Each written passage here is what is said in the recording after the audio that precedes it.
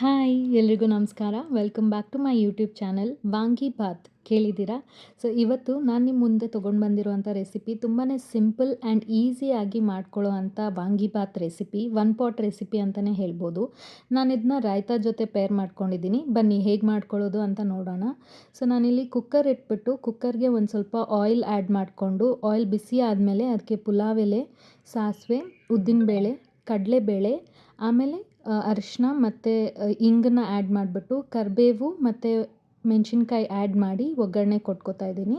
So ಒಗ್ಗರಣೆಗೆ ನಾನು ಒಂದು ಸ್ವಲ್ಪ ಜಿಂಜರ್ ಗಾರ್ಲಿಕ್ ಪೇಸ್ಟ್ ಕೂಡ ಆ್ಯಡ್ ಮಾಡ್ತಾಯಿದ್ದೀನಿ. ಅದ್ರದ್ದು ಹಸಿ ಸ್ಮೆಲ್ ಹೋಗೋವರೆಗೂ ಒಂದು ಸಲ ನೀಟಾಗಿ ಫ್ರೈ ಮಾಡಿಕೊಂಡು ಅದಕ್ಕೆ ಮೀಡಿಯಮ್ ಸೈಜಲ್ಲಿ ಕಟ್ ಮಾಡಿ ಇಟ್ಕೊಂಡಿರೋ ಅಂಥ ಆನಿಯನ್ ಕೂಡ ಹಾಕಿಬಿಟ್ಟು ಸಾಟೆ ಮಾಡ್ಕೋತಾ ಇದ್ದೀನಿ.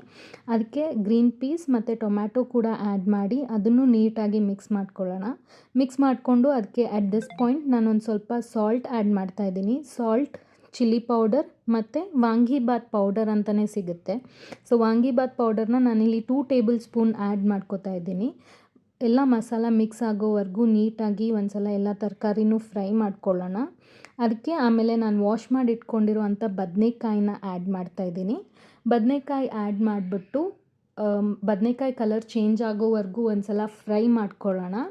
ಅದನ್ನ ಫ್ರೈ ಮಾಡಿಕೊಂಡು ನೀವಿಲ್ಲಿ ನೋಡ್ತಾ ಇರ್ಬೋದು ಬದನೆಕಾಯಿ ಕಲರ್ ಚೇಂಜ್ ಆಗಿದೆ. ಇದಕ್ಕೆ ಇವಾಗ ನಾನು ವಾಶ್ ಮಾಡಿ ಇಟ್ಕೊಂಡಿರೋ ಅಂಥ ಅಕ್ಕಿ ಆ್ಯಡ್ ಮಾಡ್ತಾಯಿದ್ದೀನಿ. ಸೊ ಅಕ್ಕಿ ಆ್ಯಡ್ ಮಾಡಿಬಿಟ್ಟು ಒಂದು ಸಲ ನೀಟಾಗಿ ಮಿಕ್ಸ್ ಮಾಡ್ಕೊಳ್ಳಿ ವಾಟರ್ ಕನ್ಸಿಸ್ಟೆನ್ಸ್ ಚೆಕ್ ಮಾಡೋದಕ್ಕೆ. ನಾನಿಲ್ಲಿ 1 ಕಪ್ ಆಫ್ ರೈಸ್ಗೆ 2 ಕಪ್ ಆಫ್ ವಾಟರ್ನ ಆ್ಯಡ್ ಮಾಡ್ತಾಯಿದ್ದೀನಿ. ಸೊ ನೀಟಾಗಿ ಮಿಕ್ಸ್ ಮಾಡಿಕೊಂಡು ವಾಟರ್ ಆ್ಯಡ್ ಮಾಡಿಬಿಟ್ಟು ಅದಕ್ಕೆ ಗಾರ್ನಿಷಿಂಗಿಗೆ ಕೊತ್ತಂಬರಿ ಸೊಪ್ಪು ಆ್ಯಡ್ ಮಾಡ್ತಾಯಿದ್ದೀನಿ. ಕೊತ್ತಂಬರಿ ಸೊಪ್ಪು ಮತ್ತು ಲೆಮನ್ ಜ್ಯೂಸ್ ಆ್ಯಡ್ ಮಾಡಿಕೊಂಡು ನೀಟಾಗಿ ಅದನ್ನೆಲ್ಲ ಮಿಕ್ಸ್ ಮಾಡ್ಕೊಳ್ಳೋಣ. ಒಂದು ಸಲ ಮಿಕ್ಸ್ ಮಾಡಿಕೊಂಡು ಅದು ಒಂದು ಕುದಿ ಬಂದಮೇಲೆ ಕುಕ್ಕರ್ ಲಿಡ್ನ ಕ್ಲೋಸ್ ಮಾಡಿ 3 ವಿಷಲ್ ಆಗೋವರೆಗೂ ವೇಟ್ ಮಾಡಿ.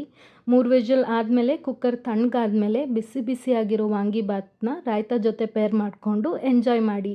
ಸೊ ಈ ರೆಸಿಪಿನ ನೀವು ನಿಮ್ಮ ಮನೇಲಿ ಟ್ರೈ ಮಾಡಿಕೊಂಡು ಹೇಗಾಗಿತ್ತು ಅಂತ ಕಮೆಂಟ್ಸ್ ಮೂಲಕ ತಿಳಿಸಿ. Thank you.